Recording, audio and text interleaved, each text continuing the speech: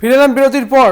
কর্মবিরতিতে উঠলো, কিন্তু আলুর দাম কি নিম্নমুখী হবে? কলকাতা থেকে জেলা আলুর দাম একই। চন্দ্রমুখী আলু বিকচ্ছে 40 থেকে 45 টাকা কিলোয়। জ্যোতি আলু কিলো প্রতি 38 থেকে 40 টাকা কিলো রয়েছে। 2-3 দিন আলুর যোগান স্বাভাবিক হতে সময় লাগবে, এমনটাই বলা হচ্ছে। আশ্বাস দিচ্ছেন ব্যবসায়ীরা। আপনারা জানেন যে আলুর যে প্রগতিশীল ব্যবসায়ীরা রয়েছেন, তারা মুখ্যমন্ত্রী মমতা বন্দ্যোপাধ্যায়ের যে নির্দেশ, তারপরেই অর্থাৎ মন্ত্রীদের সঙ্গে বৈঠক হয়। সেই বৈঠকের পরেই যেটা জানা গিয়েছিল, অর্থাৎ গতকাল যখন বৈঠক হয়েছিল কৃষি বিপণন মন্ত্রী বেচারাম মান্না এবং অন্যদিকে কৃষিমন্ত্রী প্রদীপ মজুমদারের সঙ্গে এই প্রগতিশীল ব্যবসায়ীদের বৈঠক হয়েছিল, এবং তারপরেই কিন্তু সিদ্ধান্ত হয় যে গতকাল রাত থেকেই বাজারে আলু পৌঁছে যাবে, হিমঘর থেকে আলু পৌঁছে যাবে এবং দামও কিছুটা কমবে, এবং অন্যদিকে আলুর যোগানও কিন্তু বাড়বে।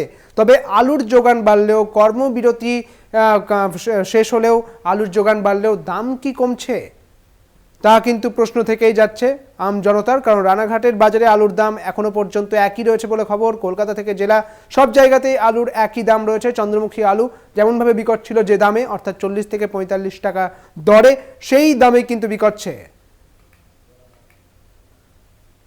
অন্যদিকে জ্যোতি আলু কিলো প্রতি 38 থেকে 40 টাকা করেই বিকচ্ছে, এমনটা জানা যাচ্ছে। পাশাপাশি যেটা ব্যবসায়ীরা বলছেন যে 2-3 দিন সময় লাগবে এই আলুর যোগান স্বাভাবিক হতে, সময় তো লাগবেই, পাশাপাশি আলুর দাম কমতেও সময় লাগবে 2-3 দিন।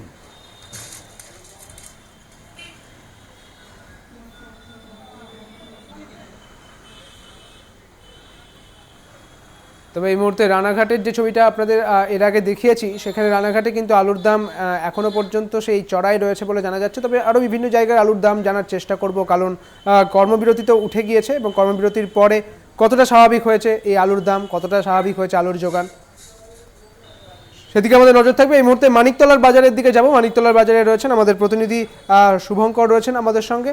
শুভঙ্কর, ধর্মঘট উঠলেও আলুর দাম কি নিম্নমুখী হয়েছে? আলুর যোগানই বা কি স্বাভাবিক হয়েছে?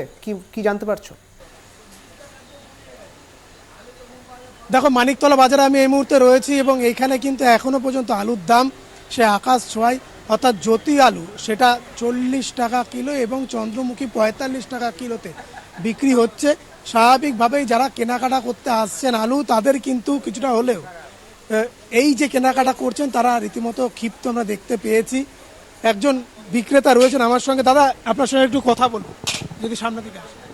এই মুহূর্তে আলু কততে বিক্রি হচ্ছে? কেননা গতকালই প্রগতিশীল আলু ব্যবসায়ী সমিতি এবং সেই সঙ্গে মন্ত্রী বেচারাম মান্নার বৈঠক আশাস্বরূপ হয়েছে। তারা জানিয়েছেন যে খুব দ্রুত আলুর দাম তারা কমাবেন, এবং শুধু তাই নয়, বাজারে যে আলু ছাড়বেন সেখানেও দাম কমবে, এবং কোল্ড স্টোরেজ থেকে 26 থেকে 27 টাকায় আলু তারা বাইরে বিক্রি করবেন। আপনি এইখানে এই মুহূর্তে আলু কতটা বিক্রি করছেন? এখানে আছে 30, 40, 45 এরকম আছে। 3 রকম অ্যামাউন্টে আছে, একটা 30, একটা 40, একটা 45।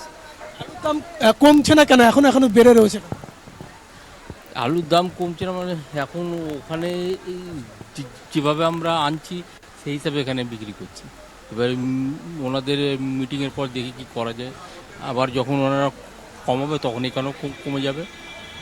ওখানে এখন কী রেট হয়েছে, এখন কী রেটে মজন নিয়ে আসবে, কী রেটে আমাদের হাতে আসবে, সেই জন্য আমরা একটা অ্যামাউন্টে রেখেছি। আবার আগামীকাল হয়তো কমে যেতেও পারে। এখনো পর্যন্ত তো আপনাদের এখানে সেই আলু এসে পৌঁছায়নি দাম কমা। আপনি যেটা বলছেন যে 24 টাকা 25 টাকা আলু দেবে, ওই অ্যামাউন্টে আমাদের আলু এখানে আসেনি এখনো পর্যন্ত।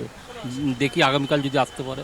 আগামীকাল আসলে অলরেডি 1 লাখে কমে যাবে, এটা আমরা আশা করছি। এখানে যারা রয়েছেন বিক্রেতা, তারা কিন্তু সুদীপ্ত আশা করছেন যে গতকাল যে বৈঠক হয়েছে সেই বৈঠক ফলপ্রসূ হওয়ার কারণে এখন যে দামে আলু বিক্রি করতে হচ্ছে তাদের, এবং ক্রেতারাও আমরা দেখেছি যে তারা রীতিমতো ক্ষুব্ধ, এবং সেইখানে দাঁড়িয়ে স্বাভাবিকভাবেই কিন্তু যারা কেনাকাটা করতে আসছেন তাদের মধ্যেও যথেষ্ট আমরা দেখেছি সমস্যায় তারা পড়ছেন। তারা কেনাকাটা করছেন ঠিকই, কিন্তু যেভাবে একটা দাম তারা নির্দিষ্ট করে বাজারে আসেন সেইভাবে কিন্তু তারা কিনতে পারছেন না। একজন ক্রেতাকে পেয়েছে, কত দামে কিনছেন আলু বাইরে? আমি তো এখনো আলু কিনিনি, আজকে কিনতে গেলাম 40 টাকা বললো চন্দ্রমুখী। কতটা সমস্যায় পড়তে হচ্ছে যে এতটা দাম বেড়ে গেছে?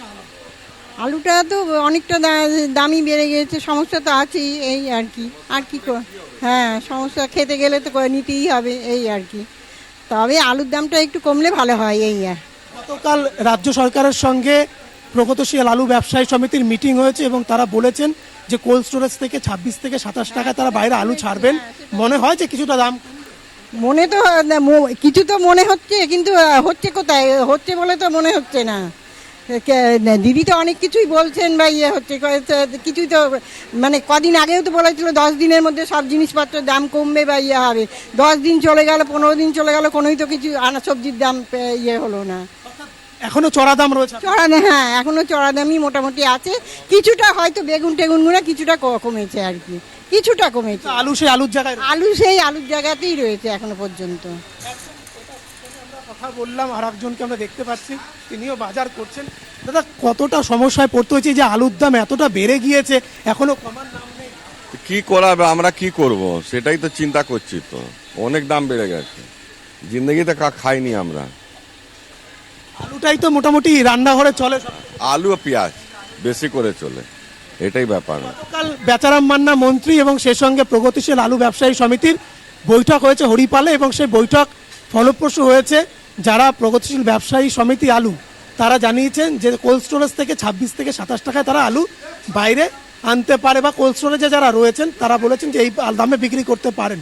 তাহলে কি মনে হয় যে ভবিষ্যতে কিছুটা হলে এই দাম কমবে আলু? কি করে বলবো, আমরা তো কিনি না, এবার তো আমরা তো কোল্ড স্টোরেজ থেকে বার করি না, এবার তো ওরাই জানবে না কি করে। কত দামে কিনছেন আলু? 40 টাকা। ভেবেছিলেন কখন এই 40 টাকা দিয়ে আলু? আরে বাবা, কিছু ভাবিনি, 14 পর যা হয়েছে না ও আমরাই বুঝছি, এইটাই ব্যাপার হচ্ছে, আর কি করা যাবে। তো যারা সত্যি কেনাকাটা করতে আসছেন ক্রেতারা, তারা কিন্তু রীতিমতো তাদের বেগ পেতে হচ্ছে, ছ্যাঁকা একদমই। লাগছে আলু যখন কিনতে যাচ্ছেন তারা। কেননা মানিকতলা বাজারে আমরা রয়েছি, তো এখানে কিন্তু এখনো পর্যন্ত আলুর দাম চড়াই রয়েছে। যদিও অন্যান্য জায়গায় কোল্ড স্টোরেজ থেকে যেসব জায়গায় আলু পাঠানো শুরু হয়েছে সেখানে হয়তো আলুর দাম কিছুটা হলেও কমতে পারে, কিন্তু শহর কলকাতার বুকে নামি যে বাজারগুলো রয়েছে, মানিকতলা বলো বা সেখানে হাতিবাগান মার্কেট বলো, বিধাননগর মার্কেট একদমই বলো, তাই। অর্থাৎ বিভিন্ন যে জায়গা যেখানে বৈঠক বলো না হয়, কেন বৈঠকে যে সমাধান সূত্র বেরিয়ে আসার কথা হয়েছিল, তবে তার বাস্তবায়িত এখনো হয়নি, তা একেবারে বোঝা যাচ্ছে। শুভঙ্কর, অনেক ধন্যবাদ তোমাকে। আমাদের সঙ্গে ছিলেন আমাদের প্রতিনিধি মানিকতলা থেকে শুভঙ্কর মণ্ডল। আপনাদের দেখালাম সেই ছবিটা যেখানে ক্রেতা বিক্রেতা তারা বলছেন যে আলুর দাম কিন্তু কমেনি, অর্থাৎ সমাধান সূত্র বেরোলেও সমাধান সূত্রের বাস্তবায়িত কিন্তু এখনো হয়নি সেই আলুতে।